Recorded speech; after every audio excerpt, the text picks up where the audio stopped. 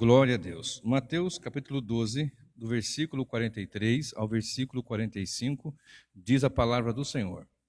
Quando o espírito imundo sai de uma pessoa, anda por lugares áridos procurando repouso, porém não encontra. Por isso, diz, voltarei para a minha casa, de onde saí. E voltando, ele a encontra vazia, varrida e arrumada. Então vai e leva consigo outros 7 espíritos piores do que ele, e entrando, habitam ali. E o último estado daquela pessoa se torna pior do que o primeiro. Assim também acontecerá a esta geração perversa. Título do nosso estudo, do nosso sermão: Geração perversa. E observe que Jesus está falando para certas pessoas, aqui homens, que eram conhecedores das Escrituras, líderes religiosos, os fariseus, as pessoas que tinham conhecimento, que influenciavam outras pessoas, pessoas simples também, pessoas que estavam ali, e ele pregava e trazia muita comoção em muitos e muita ira em outros. Era isso que acontecia no cenário que nós estamos lendo e no cenário da vida de Cristo, obviamente. E ele trata essa geração dizendo que sobre um espírito imundo que sai de uma pessoa. Quando o espírito imundo sai, evidentemente ele está se relacionando a um espírito imundo que sai, não porque ele quis sair, cansei daqui, porque foi banido, foi expulso. E de maneira que quando ele sai, ele volta. Então dá a impressão que ele volta, ele olha, ele sonda, mas vê a casa varrida, limpa, vazia, adornada, arrumada. Eu voltarei para a minha casa. E diz o texto, Jesus dizendo que ele traz 7 demônios, 7 espíritos, né? Ele diz 7 espíritos piores do que ele, e o estado daquela pessoa se torna pior do que o primeiro estado, do que anteriormente. Mas nós precisamos observar o contexto, e é uma geração perversa de fato, tanto que no versículo 39, nós não lemos, mas está escrito dessa maneira. Mas ele respondeu: uma geração perversa e adúltera pede um sinal. Vou falar daqui a pouquinho sobre isso aqui. Chama essa geração de geração perversa, geração adúltera e perversa, geração descomprometida com a verdade, com a graça, com o Evangelho, com Cristo. É isso que ele está dizendo. Acompanhe comigo um pouco desse contexto para nós entendermos. No capítulo 12 de Mateus, no versículo 24, nós vamos ler sobre o que eles pensavam, mas para eu ir para o 24, eu preciso passar antes pelo 22 para dizer por que ele estava explicando sobre um espírito que sai de uma pessoa. Observe comigo, 12, 22. Então trouxeram a Jesus um endemoniado, cego e mudo. Jesus o curou e o homem passou a falar e a ver. E toda a multidão se admirava e dizia: não seria este, por acaso, o filho de Davi? Mas os fariseus, ouvindo isto, diziam: este não expulsa demônios, senão pelo próprio poder de Beelzebu, o maioral dos demônios. Lembra que eu disse? Trazia comoção no povo e ira em outra parte, os fariseus, principais, etc. E Deus mostrou a partir dessa obra que ele fez, dessa cura que ele fez, dessa libertação que ele operou ali, porque imagina um homem endemoniado que trouxeram para Jesus, e esse endemoniado era cego e mudo, e Jesus o curou. A Bíblia não diz assim, Jesus expulsou o demônio, Jesus o curou, está escrito aqui. E ele começou a falar e começou a enxergar, mas o texto diz que ele era endemoniado. Então houve ali o banir desse mal. E quando chega no capítulo 12 e no versículo 45, ele começa a falar justamente, o 43, aliás, ele começa a falar justamente que quando um espírito imundo sai de uma pessoa, ela fica bem.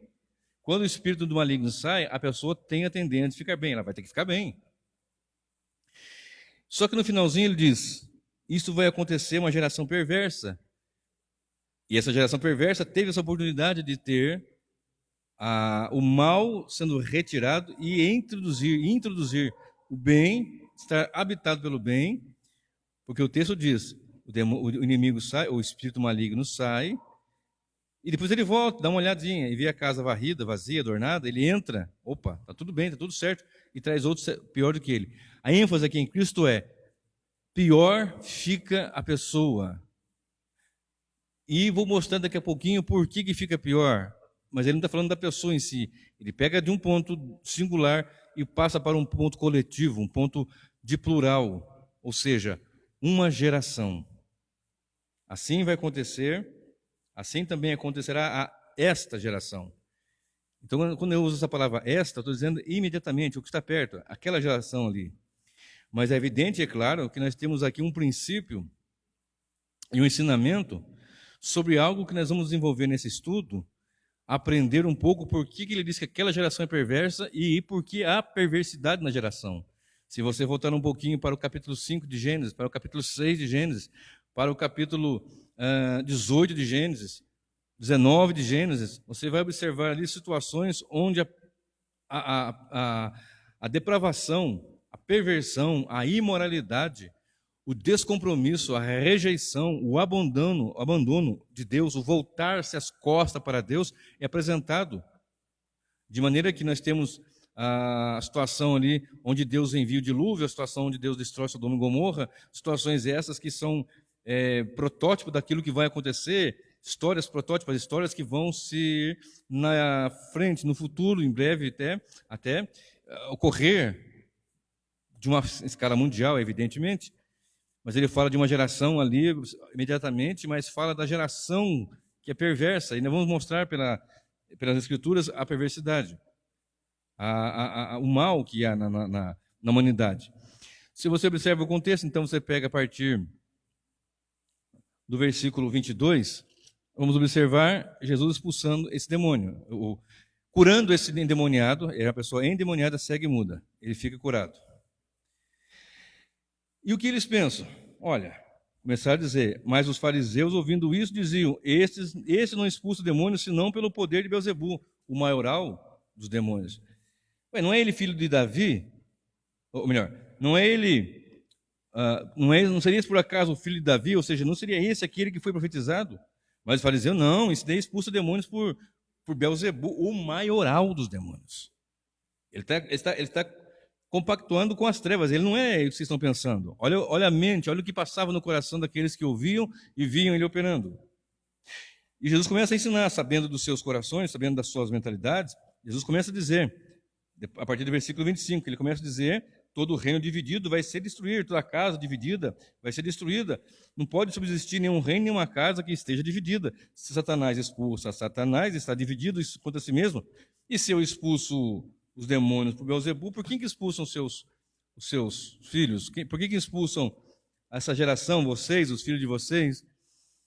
E ele começou a explicar e começou a lançar em rosto como era a situação deles. E ali nós tínhamos os pós e os contra, e tinha uma blasfêmia aqui pesada, que vamos dizer agora.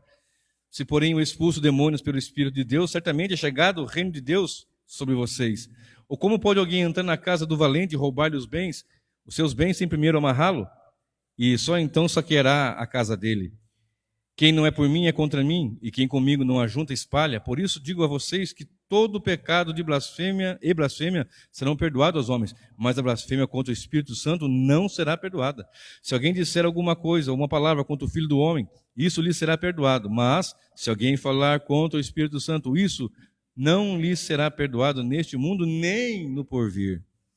Então eles estão dizendo, olha, realizei milagres, curei enfermos, libertei pessoas oprimidas pelo demônio, pelos males, pelo maligno, pelo espírito maligno. E aí começa a gerar em vocês algo assim terrível em uns e glorioso em outros. Esse daí é aquele que foi profetizado, o filho de Davi. É dele que a Escritura está dizendo. Não é. Aí os líderes, não é eles, não. Não é este. Esse daí expulsa por Beelzebu. Aí começa o Senhor dizer, olha, Jesus dizer, todo reino dividido não vai prevalecer. E se vocês estão falando isto, que o que eu estou dizendo não é obra de Deus, vocês estão blasfemando sobre aquilo que está sobre mim, que é o Espírito de Deus. E estão blasfemando do Espírito Santo. E essa blasfêmia não há perdão. Observe. Onde Jesus estava? Estava em casa. Se você olhar para Mateus 13, verso 1, você vai ler assim. Naquele mesmo dia, na sequência, Mateus 13, 1. Naquele mesmo dia, Jesus saiu de casa e assentou-se à beira-mar. Estava em casa. Alguns teólogos entendem que a residência provavelmente seria a residência de Pedro, do apóstolo Pedro. A maioria dos teólogos entendem assim. Se você pegar o versículo 46, 12, 46, está escrito: enquanto Jesus ainda falava ao povo, eis que a mãe e os irmãos dele estavam do lado de fora, A sua mãe e os seus irmãos estão lá fora, alguém dizia para ele, né? Lá de fora, na casa que ele estava, e saindo de casa, então ele estava em casa. Agora, observe comigo, se você olhar para Marcos 3:20, Marcos 3:31 e 32, também vai entender isso. Mas veja só como que é uma nação ou uma geração perversa, e como essa perversidade, essa devassidão, esse mal está na humanidade. Jesus vinha realizando milagres. Observe comigo, ainda em Mateus 12, o verso 15. Olha só, se você olhar o verso 12, o capítulo 12, verso 1, está escrito assim: porque naquele tempo, num sábado, Jesus passou pelas searas, estando seus discípulos com fome, e começaram a comer. E os fariseus, os fariseus começaram a dizer, peraí, não é lícito fazer isso no sábado. Aí o Senhor Jesus ensina sobre o sábado, dizendo, eu sou o descanso. O sábado, eu sou o Senhor do sábado. Eu que sou o Senhor do sábado. Ele explicou com as escrituras, vocês não leram isso, etc. E se você observar o versículo 9, ele entrou numa sinagoga e curou um homem que tinha a mão ressequida. E perguntou, é lícito curar no sábado? E explica as situações da palavra, e eles ainda ali relutam. Mas Jesus o cura, demonstrando realmente que ele era o Senhor do sábado. E diz o texto, a partir do versículo 15, mas Jesus sabendo disto, né, eles planejavam como matar Jesus, 12, verso 14, mas Jesus sabendo disto, que tramavam matá-lo, e não ia morrer assim, ele ia morrer na cruz, afastou-se dali, e muitos o seguiram. Diz o texto, e ele curou a todos. Estou com a Nova Almeida atualizada, minha versão bíblica hoje, estou usando agora, é a Nova Almeida atualizada. E ele curou a todos, advertindo-os, porém, que não expusessem a publicidade. Isso aconteceu para se cumprir o que foi dito pelo profeta Isaías. Jesus veio cumprir as profecias, ele é a palavra viva e ele é aquele que veio cumprir aquilo que estava escrito. E ele, por causa das escrituras, está dizendo aqui, curou a todos. As escrituras existem por causa dele, e ele cumpriu as escrituras que ele determinou. Ele é soberano, é Deus. Observe. Mas Jesus, sabendo disso, afastou-se dali. Muitos o seguiam. Ele tinha passado por uns campos de plantação, foi até uma sinagoga, comeu, antes disso, a plantação, comeu ali do trigo, de alguma coisa, e as pessoas criticaram. Ele foi até uma sinagoga, curou um homem de mão ressequida, e ele saiu dali porque as pessoas queriam matá-lo. Ele saindo dali, diz a palavra do Senhor, que muitos o seguiram, e ele curou a todos. Observem. Declarou que é Senhor do sábado, curou um homem na sinagoga. Os que o seguiram, diz a palavra, curou a todos, e continuou advertindo, porém, que não expusessem a publicidade, visto que era para cumprir o que se diz na profecia do profeta Isaías, verso 18. Eis aqui o meu servo, que escolhi. Olha bem aqui, quem era Jesus? Não, ele é aquele que expulsa demônios por Beelzebul. E as profecias diziam sobre ele, está aqui o texto. Eis aqui o meu servo a quem eu escolhi, o meu amado, a quem a minha alma se agrada. A exemplo no dia do batismo de Jesus, que a voz veio do céu dizendo, meu filho amado em quem me comprazo. E o texto diz ainda, o meu espírito, farei repousar sobre ele o meu espírito, e ele anunciará juízo aos gentios. Não entrará em discussões, nem gritará, nem fará ouvir nas praças a sua voz, não esmagará a cana quebrada, nem apagará o pavio que fumega, até que faça vencer o juízo, e no seu nome os gentios colocarão sua esperança. Aí continua o texto, onde Jesus cura um endemoniado cego e mudo. E observe, então ele vinha realizando milagres, o Espírito do Senhor estava repousando sobre ele, Mateus 18, que é o que fala também em Lucas, capítulo 4, a partir do versículo 18, se não me falha a memória, e o versículo 21 diz que os gentios no seu nome vão depositar esperança, os gentios vão colocar esperança nele, olha aqui, e no seu nome os gentios colocarão a sua esperança. Era deste aqui, que é o Senhor do sábado, que curou uma pessoa no dia de sábado, que curou a todos que o seguiam, e que Deus disse, nele eu tenho prazer, sobre ele vai repousar o Espírito do Senhor, e ele é a esperança dos gentios. É sobre esse aqui que eles estavam dizendo, tem demônio, expulsa por demônio, tem pacto com as trevas. Era essa a linguagem que de fato eles usavam. Agora observe, o contexto é assim: Jesus curou um endemoniado cego-mudo. A multidão se admirou, mas os fariseus ficaram aborrecidos, bravos e irritados. Estavam atribuindo as obras de Jesus, realizadas pelo poder do Espírito Santo, como se fosse pelo maligno. Isso é blasfêmia contra o Espírito de Deus. E observe que estes mesmo aqui, vendo Jesus fazer milagres, observe, na sequência, não foi no outro dia, não, mesmo dia, naquele sábado. Ele veio fazendo o seu trabalho, curando, ensinando, pregando, passou pelas searas, instruiu, olha, eu sou o Senhor do sábado. Ele foi lá, curou um cego, aliás, um homem da mão ressequida na sinagoga, e foi anunciando e declarou sobre a palavra de Deus o que o profeta dizia dele. E mesmo tendo isso tudo, eles queriam um sinal. Se você olhar para o capítulo 12, no verso 38, diz assim: então alguns escribas... Aliás, deixa eu voltar um pouquinho antes disso, porque quando ele termina de falar sobre o homem não vai ter perdão nem aqui, nem no porvir por causa da blasfêmia, ele começou a dizer, olha, torne a árvore boa e o seu fruto será bom. E começa a ensinar, verso 34, raça de víboras. Vocês falam coisas boas, mas vocês são maus. E a boca fala do que está cheio o coração. Vocês são perversos mesmo, porque a boca fala do que o coração está cheio. Se a boca fala do que o coração está cheio e o seu coração está cheio de perversidade e você fala coisas boas, é o que Jesus diz aqui, toda árvore boa e seu fruto será bom, aí a árvore má e o seu fruto será mau. Pelo fruto conheceria as árvores. Como vocês podem falar coisas boas sendo maus? Se você tem em coração coisas ruins, vai falar coisas ruins. Como vocês falam coisas boas se o coração está cheio de coisas más? Perversidade, mentira, engano. Não remete à besta que sobe da terra, chifre como de cordeiro, mas falava como um dragão? Falsidade, engano. É perverso mesmo. Tem pessoas que são perversas, tem uma geração perversa que fala coisas boas, mas o coração é péssimo, é mau. Engano. E ainda o Senhor diz assim: toda pessoa boa tira coisas boas, do tesouro, mas os maus tiram coisas más. Digo a vocês, no dia do juízo, as pessoas darão conta das palavras inúteis que proferiram, porque pelas suas palavras serão justificados e por elas também serão condenados. Vocês falam coisas boas, mas praticam coisas más. Tem um dia de juízo, e até as palavras vão ser postas em conta, vai ser pesada na balança. Agora voltamos aqui.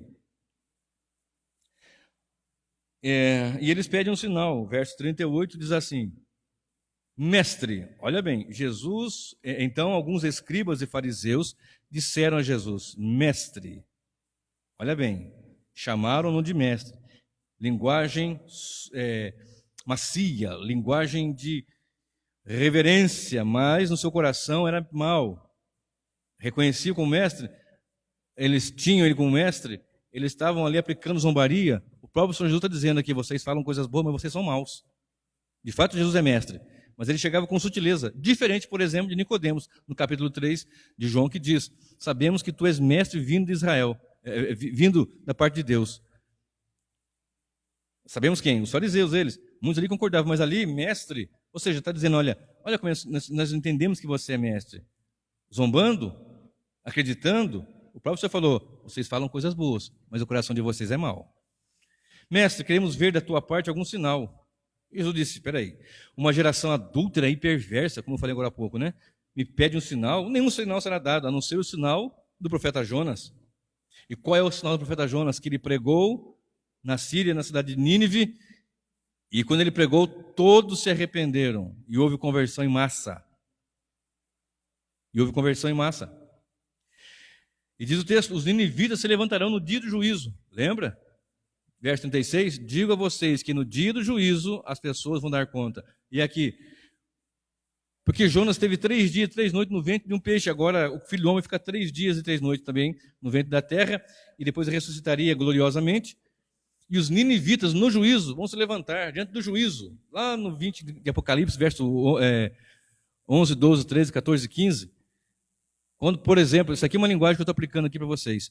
De repente, vão se levantar, quando alguém disser, não, eu não fui tão mal assim. Aí os ninivitas, não, nós nos arrependemos e vocês não.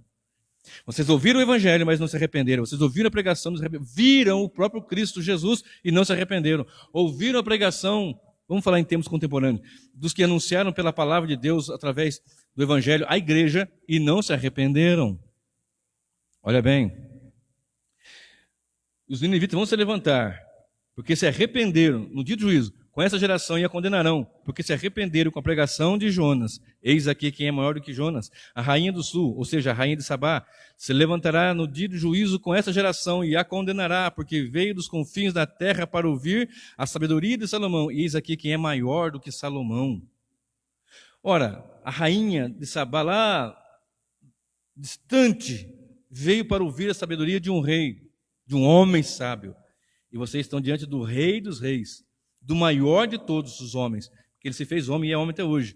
Nós encontramos isso em 1 Timóteo 2,5. Jesus Cristo, homem, né, humano, eu digo homem assim, humano, mas num corpo de glória, evidentemente.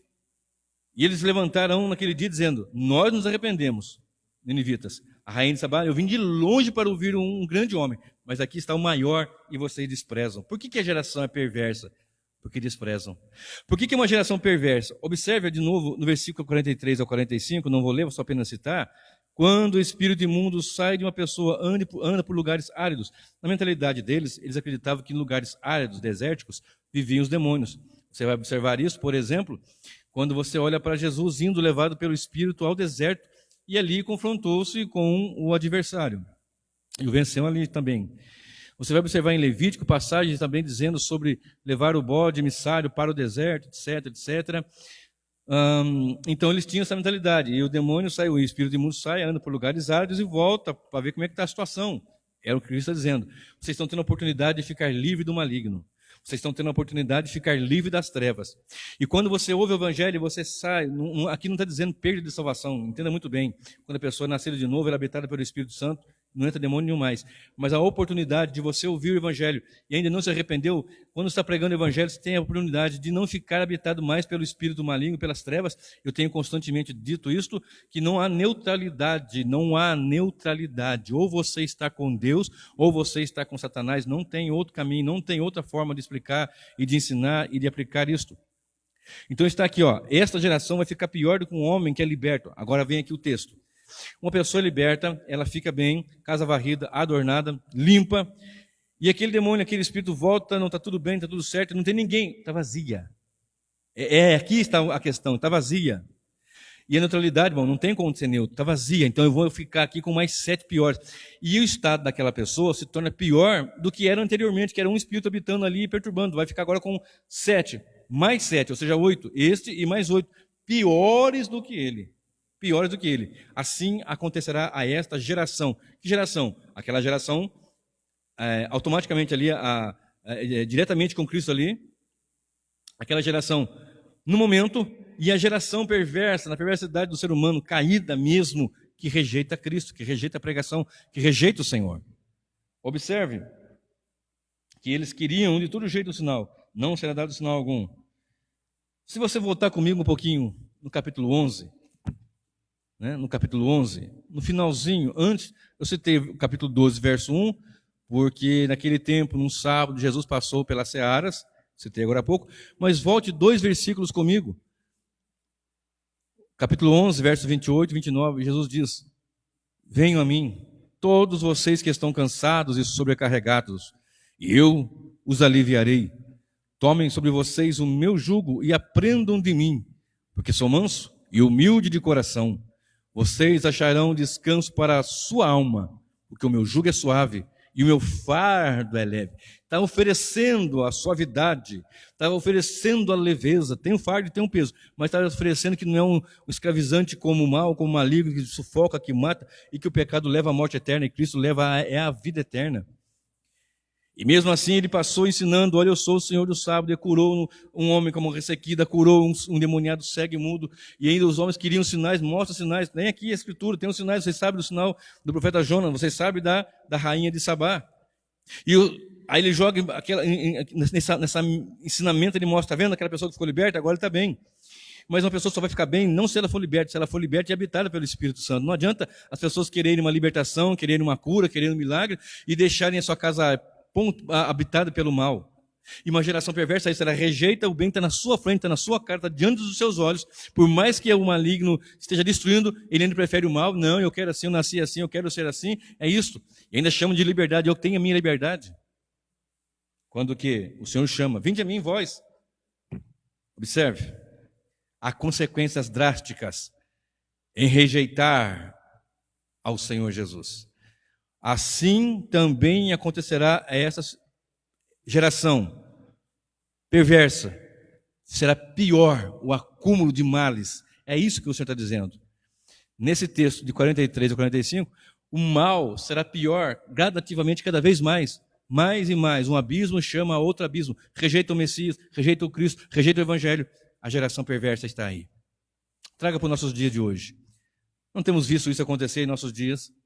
Não temos visto isso acontecer diante de nossos olhos, debaixo de nossos narizes. Não temos visto isso acontecer diante de nós todos. Observe. Não adianta. Uma casa vazia, uma casa varrida, adornada, limpa, mas vazia. Observe. Rejeição vai levar sempre ao juízo. No verso 12, né? Mateus 12, e o verso 36. No verso 32, eles falam eles blasfemam. São blasfemos. São pessoas que têm, no seu linguajar, blasfêmia. Ele tem demônio. E o Senhor fala, essa blasfêmia contra o Espírito não haverá perdão. Verso 36 diz, digo a vocês que no dia do juízo, as pessoas darão conta de toda a palavra. E aqui se abre um leque muito grande, né? Toda a palavra, porque tem pessoas que falam, eu tenho Deus no meu coração, eu sirvo do meu jeito, eu ando como eu quero, é assim que eu aprendi, foi assim que minha avó ensinou, que meu pai ensinou, que minha bisavó ensinou. Faz 35, 40 anos que eu estou nessa... Espera aí, será que está certo? Não precisa rever os conceitos, não precisa olhar para as Escrituras. Algumas pessoas dizem, eu creio na Bíblia, mas não é só crer, você tem que obedecer. Outras dizem, não, eu não creio. Também será um peso muito grande. Agora, aquele que crê, diz que a Bíblia é a palavra de Deus, mas não obedece, é uma situação terrível na sua vida. Então, quando se rejeita, está debaixo de juízo, está sob o peso de uma condenação que vai apontar para uma condenação eterna, porque o Senhor fala do dia do juízo, no verso 36. E por que eles rejeitaram? Entenda bem isto. Nós amamos Jesus Cristo. Nós amamos o Cristo vivo. Nós que somos cristãos temos prazer em cultuar a Deus, celebrar o Senhor. Nós estamos nessa quarentena por causa do coronavírus e pessoas entram em contato. Ah, pastor, que saudade de um culto. Uma live é interessante, ouvir pelo canal é interessante, mas nada é como você estar junto com os irmãos, cultuando junto, adorando junto, servindo ao Senhor juntos. É verdade. E há pessoas que não querem isso, que rejeitam isso de forma veemente. E que blasfemam e que zombam. Então, exemplo daquela geração perversa, que o seu estado é pior por causa da rejeição. Hoje, uma geração perversa que existe também, que desde a queda existe, é evidente. Há pessoas que, além de rejeitarem com veemência, ainda blasfemam contra o Senhor. Você vê pessoas zombando. Artistas, entre aspas, porque um artista traz coisas boas. Um artista maligno, satânico, maldoso. Cantando que Jesus é travesti. Um outro sai numa avenida lotada de milhões de pessoas, milhares de pessoas ao vivo e milhões de telespectadores pelo mundo, simbolizando num teatro bestial, maligno, Cristo sendo derrotado, Cristo como homossexual, Cristo como mulher, uma série de situações assim que trazem no seu bojo peso, condenação e juízo, se não se arrependerem. E por que rejeitam? Por mais que ensinem, por mais que preguem, por mais que falemos dessas grandes verdades. Porque tais pessoas ainda rejeitam por algumas situações. Observe comigo 3 de João, o Evangelho. João 3 e o versículo de número 9. Olha só, é aquele texto onde Jesus fala com Nicodemos e ele diz assim, né, que Deus amou o mundo de tal maneira que enviou seu Filho unigênito, etc, etc. Só que as pessoas pulam, ficam só nesse versículo. Tem que ler o anterior e o posterior. E eu vou ler o verso 19. João 3, verso 19, diz assim a palavra do Senhor. A condenação... vou ter que ler o 18 também, né? Quem crê nele não é condenado, mas o que não crê já está condenado. Porque não crê no nome do Filho de Deus. Já está condenado. Presta atenção. Já está condenado. Pastor, mas tem como sair dessa condenação? Confessando Cristo. Crendo de todo o coração. Nascendo de novo. Pelo Espírito, pela água. E aí servindo o Senhor, claro. Pelos méritos de Cristo. Quem é nascido de novo vai servir, vai trabalhar, vai caminhar com Cristo. Porque Ele nos chamou para as boas obras. Não por causa de boas, mas para as boas obras. E a condenação é esta. A luz veio ao mundo, mas os homens amaram mais as trevas do que a luz, porque as suas obras eram más. Porque todo aquele que pratica o mal detesta a luz e não se aproxima da luz, para que as suas obras não sejam reprovadas. Quem pratica a verdade se aproxima da luz, para que as suas obras sejam manifestas, porque são feitas em Deus. Por que rejeitam? Por que rejeitaram e por que rejeitam? Porque as obras são más, porque amaram mais as trevas do que a luz. Por que homens hoje rejeitam a Cristo? Porque amam mais as trevas do que a luz. Porque a luz revela as trevas e mostra o mal que está ali e tem que ter arrependimento. Olha quanto mal, olha quanta sujeira, olha quanta imundícia. Então você rejeita, porque não quer que mostrem os seus males. Mas quando somos confrontados pelo Evangelho, nós não chegamos diante do Senhor, me perdoa, me aceita, Jesus, porque eu preciso de Ti. Por que eles rejeitam e quais são as consequências? Por que rejeitam? As consequências são juízo, de ter a oportunidade de ter um estado melhor e preferir um estado pior, entra em juízo. Quarto, por que rejeitam? E por que rejeitaram e por que rejeitam? Porque amaram mais as trevas do que a luz. Por que rejeitam? Porque amaram eles a mais a glória dos homens do que a glória de Deus. Olha só João 12, verso 41. E até o verso 43. João 12, de 41 a 43, diz assim a palavra do Senhor.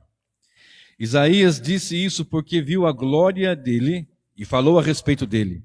No entanto, muitos dentre as próprias autoridades creram em Jesus, mas por causa dos fariseus não o confessavam, para não serem expulsos das sinagogas, porque amaram mais a glória dos homens do que a glória de Deus.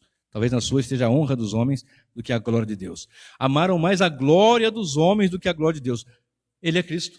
Ele é o Messias mesmo. Mas se eu confessá-lo, eu vou perder a minha oportunidade, eu vou perder a minha posição, eu vou perder o meu privilégio.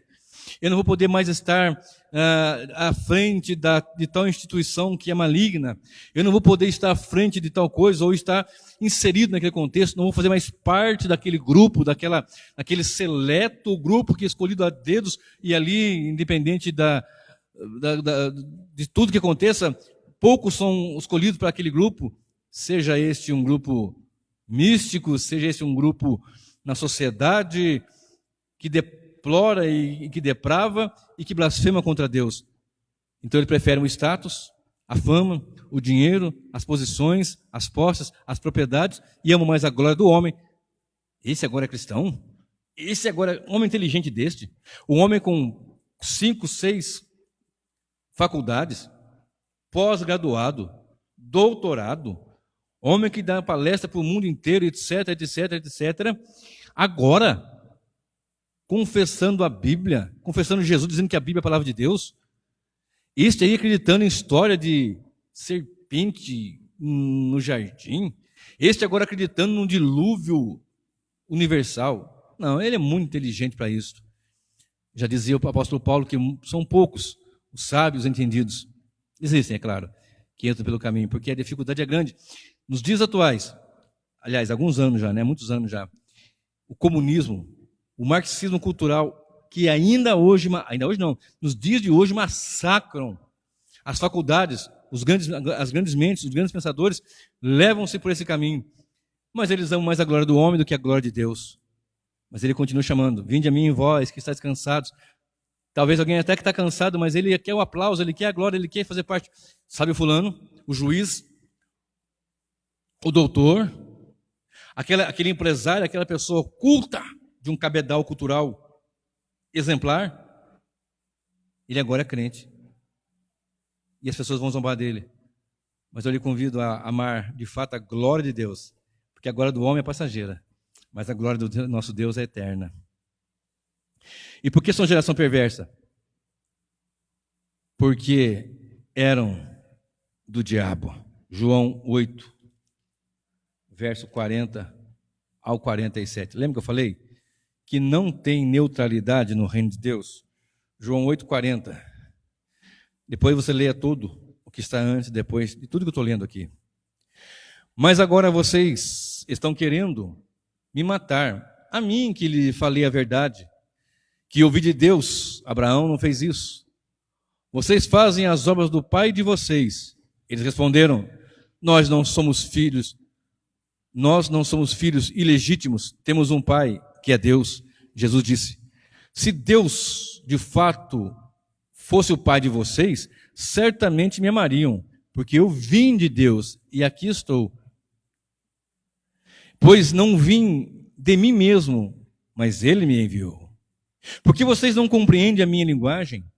É porque vocês são incapazes de ouvir a minha palavra. Vocês são do diabo, que é o pai de vocês, e querem satisfazer os desejos dele. Ele foi assassino desde o princípio e jamais se firmou na verdade, porque nele não há verdade. Quando ele profere mentira, fala do que lhe é próprio, porque é mentiroso e pai da mentira. Mas, porque eu digo a verdade, vocês não creram em mim. Não creem em mim. Quem de vocês me convence do pecado? Se digo a verdade, por que não creem em mim? Quem é de Deus ouve as palavras de Deus. Por isso vocês não me ouvem, porque não são de Deus. Porque não são de Deus. E são de quem? São do diabo, do enganador, Satanás, a antiga serpente. Então observe, por que rejeitam? Porque amam mais a glória do homem do que a glória de Deus. Por que rejeitam? Primeiro, porque amam mais as trevas do que a luz. Porque amam mais a glória do homem do que a glória de Deus. Porque são do diabo. Vocês não conseguem me compreender, vocês não conseguem, vocês não podem, não é que não conseguem. Vocês não podem, porque vocês são do diabo. Olha que geração que nós observamos nos dias de hoje. Uma geração que nós pregamos, se você voltar um pouquinho, você vai ler João 8,32, que ele diz: e conhecereis a verdade vos libertará. 36. E se o Filho, pois, vos libertar, verdadeiramente sereis livres. A verdade é o Filho, e o Filho é que liberta. A exemplo de toda libertação, ele traz o que? Na sua verdade, o poder para se manter nele. E ele é a verdade que liberta. Só que esses homens, nós temos Pai que é Deus. Se vocês fossem filho de Deus, ouviriam a minha mensagem, dariam ouvido. Se não é filho de Deus, não vai ouvir, não consegue ouvir. Por mais que a religião, por mais que a forma cultural deles viverem, por mais que as tradições apontassem isso, mas era uma geração perversa, que amaram a glória de Deus. Aliás, que amaram a glória do homem em detrimento da glória de Deus. Preferiram as trevas, amaram as trevas do que a luz. E aqui está claro, vocês não são filhos de Deus, vocês são do diabo. E uma geração perversa, que não é liberto, João 8,32, que não quer a verdade. Diante de Pilatos, Jesus estava sendo interrogado, e Pilatos disse: que é a verdade? Diante da verdade, que é a verdade? Assim eles estavam, diante da verdade, o condenando, assim como um exemplo de Pilatos. Assim como diante de massas e multidões de regimes que existem hoje na sociedade. Estude e aprenda sobre o comunismo, aprenda sobre o fascismo, aprenda sobre esses regimes totalitários que massacraram milhões de seres humanos, milhões de cristãos ao redor do planeta. Não se pode ter a verdade com um pouco de mentira, ou é verdade ou é mentira. Um balde com 20 litros de água, você não vai conseguir beber se você souber que eu coloquei uma gota de um veneno poderoso. Uma gota do veneno de uma serpente perigosa. Eu vou colocar aqui uma gota. Vai diluir uma gota. São 20 litros de água. Cada litro tem 1000 ml. Uma gota não vai fazer diferença nenhuma. 1 ml tem 20 microgotas. 20 macrogotas, aliás. 1 ml tem 20 gotas, ou macrogotas. Então não vai fazer mal algum. Você teria coragem de tomar uma água que está num recipiente com 20 litros de água, com um poderoso veneno? É assim, um pouco de mentira com verdade, uma verdade com um pouco de mentira. Não, Jesus é verdade plena, absoluta, e ponto final. Agora, uma geração perversa, tendo a oportunidade do libertador, como eu falei agora, João 8,32, blasfema e rejeita. Esse aqui é a prova, aqui, exemplo daqueles lá, muitos hoje, no futuro, evidentemente, e o que eu vou falar agora aqui vai pegar, vou falar um pouco em Apocalipse, algumas passagens, alguns textos, e esses textos eles estão dentro daqueles contextos que eu sempre falo, 7 seções paralelas e progressivas, e que nós entendemos dentro de uma visão historicista, porque a escatologia ela não é só no passado como preteristas e nem só no futuro como os futuristas, mas eu entendo muito bem ela sendo na história. É um contexto que nós chamamos de historicismo, que você pega o que tem no passado, o que tem no presente e o que vai haver no futuro ainda. E assim você consegue entender bem as escrituras, mormente sobre escatologia. Observe, Apocalipse 16, verso 10 e verso 11, no derramar da 5ª taça, nós temos 7 selos, 7 trombetas, 7 taças da ira de Deus, com muitas coisas que não vou falar hoje, não é o texto, não é para isso que eu estou anunciando hoje essa mensagem, não é para falar sobre as 7 taças, mas dentro dessas taças nós vamos encontrar aqui, aliás, eu vou falar primeiro perdão, vou primeiro falar sobre a 6ª trombeta, o primeiro versículo que eu vou usar. Depois vou falar da 6ª taça e da 7ª taça. Só que observe bem o que está escrito aqui, para mostrar que ainda continua sendo uma geração perversa e o que acontece com eles. Observe comigo, Apocalipse 9, vamos lá, Apocalipse 9, 20 e 21. Só um minutinho. 9, 20. Você está na 6ª trombeta. Verso 13 diz, o 6º anjo tocou a trombeta, aí começa a dizer, e ouvi a voz que vinha das 4 pontas do altar, e vai seguindo aqui na sequência, eu não vou ler para ganhar tempo, só que quando chega no versículo 20, aqui tem peso, tem juízo, tem aquela cavalaria do inferno que se abre ali, outro dia eu vou pregar sobre isso, algo assim tenebroso, mas observe, olha o que diz, Apocalipse 9, 20. O resto da humanidade, isto é, aqueles que não foram mortos por esses flagelos, não se arrependeu das obras das suas mãos.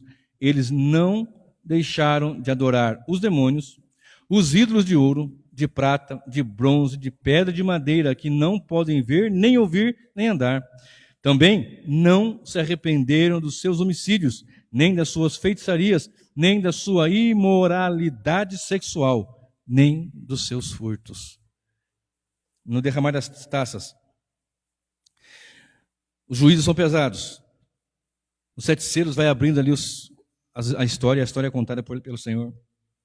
A 7ª trombeta, ela mostra, das 4 primeiras trombetas, primeira, segunda, terceira e 4ª trombeta vai falar sobre destruição das plantas, da água doce, da água salgada, abalos sísmicos, cósmicos, etc. Né? Mas a 5ª, 6ª e a 7ª trombeta são os 3 ais. Então as sessões paralelas são progressivas, vão aumentando e vão falando. E não acabou uma, vem a outra, elas são juntas ali. E as conclusões e as nuances no final, você vai entender que a 6ª trombeta, aliás, o 6º selo está conectado com a 7ª trombeta, você vai ver isso daí nos estudos, você vai entender isso. Mas observe aqui, mesmo debaixo de ira de Deus, a humanidade que não foi morta por causa do peso que Deus mandou, de juízo, eles não, é para mostrar isso. Mas as taças da ira, o derramar da ira não é para a igreja, é para os ímpios. A grande tribulação é contra a igreja, de fato. Mas a ira de Deus, o derramar das taças, é para os ímpios, aqueles que não obedecem, aqueles que não querem, aqueles que são do diabo, de fato.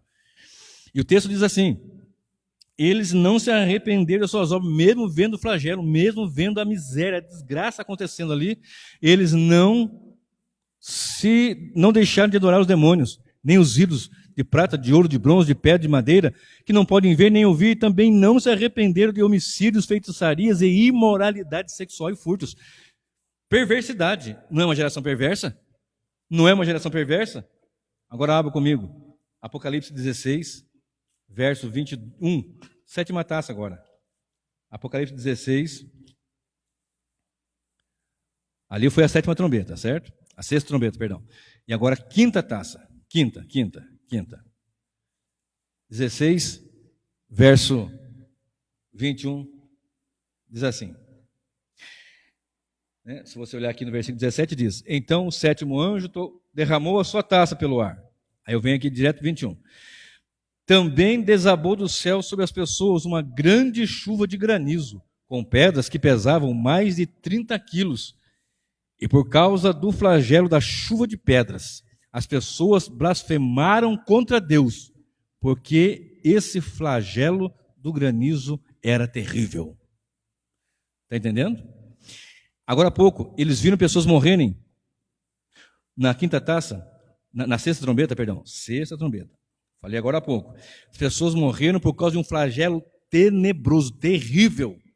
E não deixaram de adorar os ídolos, não se arrependeram de seus homicídios, feitiçarias, imoralidade sexual e furtos. Aqui, o flagelo é pesado, chuvas de granizo com pedras de um talento, cerca de 30 quilos.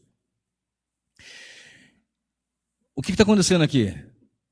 É literal ou figurado? Bom, se você olhar na história atual, não é distante não, nós vamos ver lugares que choveu, a gente fala de chuva de pedra, de granizo, gelo, com um peso grande, alto. Em 94, eu morava em São José dos Campos, e eu me lembro de uma chuva de granizo muito forte, talvez a maior que eu tinha visto até hoje. E depois de horas, a reportagem passava e via, nos cantos das portas, das ruas, ainda descongelando pedras grandes. Na porta da casa que a chuva veio meio de lado, ficou aquele monte assim, foi assim, terrível. Terrível, isso acaba com plantações, isso destrói, mata gente, isso destrói muita coisa. Mesmo assim, as pessoas fizeram o quê? Olha o que eles fizeram. Observe o verso 21.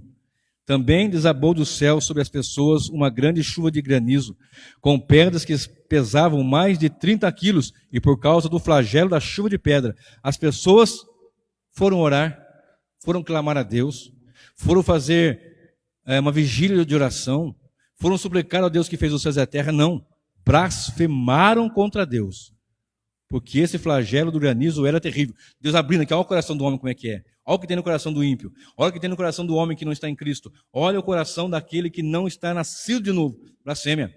Diante da dor, blasfêmia. Observe comigo, Apocalipse agora sim,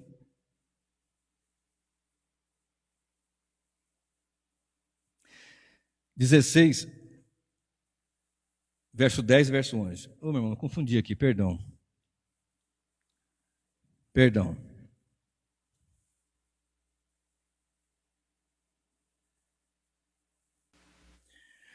Não, tá certo. É que eu queria mostrar antes, eu queria mostrar agora, depois, no caso, o que acontece. Porque as pessoas falam assim, não, com dor a pessoa chega a Deus. A pessoa chega a Deus pelo amor ou pela dor. Não tem dito isso às pessoas? É escrito, algumas pessoas até falam isso. Não está escrito, mas algumas falam. Se não vier pela dor, aliás, se não vier pelo amor, vem pela dor. Irmão, eu estava lá no leito do hospital, lá que eu fui para Jesus. Rapaz, eu estava preso, lá me converti. Rapaz, foi depois que eu perdi meu filho, perdi minha filha, perdi minha esposa. Pela dor, estava no leito de enfermidade, com câncer. Não foi. É sempre pelo amor de Deus. Deus amou de tal maneira, sempre pelo amor de Deus. Então eu falei, na sexta trombeta, os homens, mesmo com flagelo, não se arrependeram. Pulei para a sétima taça. Diante de um pavor, de uma chuva de granizo, eles ainda blasfemavam, as pessoas blasfemaram contra Deus. E volta comigo agora para Apocalipse 16, 10, que fala da quinta taça. Eu saí da sexta trombeta, fui para a sétima taça, e agora estou voltando para a quinta taça. Apocalipse 16, 10. O quinto anjo derramou a sua taça sobre o trono da besta. O reino da besta ficou em trevas, e as pessoas mordiam a língua por causa da dor que sentiam, e blasfemavam contra o Deus do céu, por causa das angústias e das úlceras que sofriam, porém não se arrependeram da sua obra. porém não se arrependeram da sua obra. Mordiam a língua de dor que sentiam. Imagina que a pessoa com tanta dor vai e morde a língua de tanta dor que está sentindo. E mesmo assim, não se arrependeram. Mesmo assim, não houve arrependimento. A taça do juízo derramada sobre o trono da besta, o anticristo escatológico, aqui que vai se levantar, nós já falamos aqui, e mesmo assim, lá no futuro, está mostrando o que já acontece hoje. Muitas pessoas morrem e não se convertem, não se arrependem, mesmo com dor. E eu posso testemunhar disso porque eu já preguei para pessoas ali no hospital, no leito de enfermidade que eu pregava, e eles diziam, não quero, mesmo com dor. Não é a dor, é o amor, é a graça de Deus que vai chegar nos levar a Cristo. Nós lemos, sexta trombeta, com flagelos, não se arrependeram. Quinta taça, com dor, que eu li agora, blasfemavam. Sétima taça, diante do pavor daquela chuva de granizo, blasfemavam. Não é uma geração perversa? Não é uma geração maligna? Agora, para nós concluirmos, Mateus 12, verso 20. Mateus capítulo 12, verso 20 diz assim. Vou ler o 19 e 20. Não entrará em discussão, vou ler o 18. Aquela passagem onde fala da profecia de Isaías, referindo-se a Cristo Jesus. Eis aqui o meu servo que escolhi, escolhido de Deus. O meu amado, amado de Deus. A quem minha alma se agrada, farei repousar sobre ele o meu espírito. Ele tem o Espírito de Deus, tem o Espírito Santo. As obras que ele fazia pelo Espírito, as pessoas atribuíam a Satanás. Esse blasfêmio não tem perdão. Ele anunciará o juízo aos gentios, não entrará em discussão, nem gritará, nem fará ouvir nas praças a sua voz, nem esmagará a cana quebrada, nem apagará o pavio que fumega, até que faça vencer o juízo. Presta bem atenção. Ele não vai esmagar a cana quebrada, aqui é uma linguagem, imagina uma cana, um junco. Imagina uma cana que você conhece, por exemplo, mais ou menos aquele ali, mas um junco aquático, mais uma cana, vamos lá. Quebrada, aí não vai acabar de arrebentar, não vai esmagar, não vai pisar aquilo, ele vai pegar e vai restaurar. Um quebrantado coração, contrito coração diante de Deus, ele é misericordioso para perdoar. As pessoas que vêm pecando, que vêm errando, que blasfemam, que zombam, que apontam, que viram as costas, dá tempo ainda. Se você está moído, você está machucado, esmagado pelo pecado, dá tempo ainda. Ele não vai esmagar a cana quebrada. Observe. E o borrão que fumega, algumas versões falam borrão que fumega. Outras vão falar de pavio que fumega.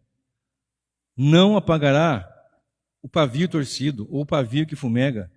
O que quer dizer isso? Lamparina, aquele pavio da lamparina que está ali quase se apagando, quase fumegando, começando a sair fumaça, está apagando. Ele não vai apagar de vez, ele vai acender. Se há no seu coração uma fagulhazinha, Senhor, ele vai ter misericórdia.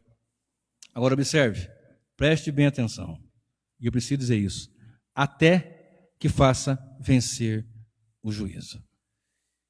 Há tempo para nós entrarmos diante dele com uma cana quebrada, como um pavio que fumega.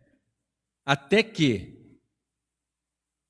José não coabitou com Maria até que Jesus nasceu. Depois foi seu marido normalmente. O nascimento foi virginal. Até que Jesus nascesse, ele não tocou. Depois ela foi sua esposa, teve filhos, etc. Filhos e filhas. Até que passe essa pandemia, ou tenha um decreto da prefeitura, do governo, nós vamos manter a igreja fechada. Até que, depois que passar, abre.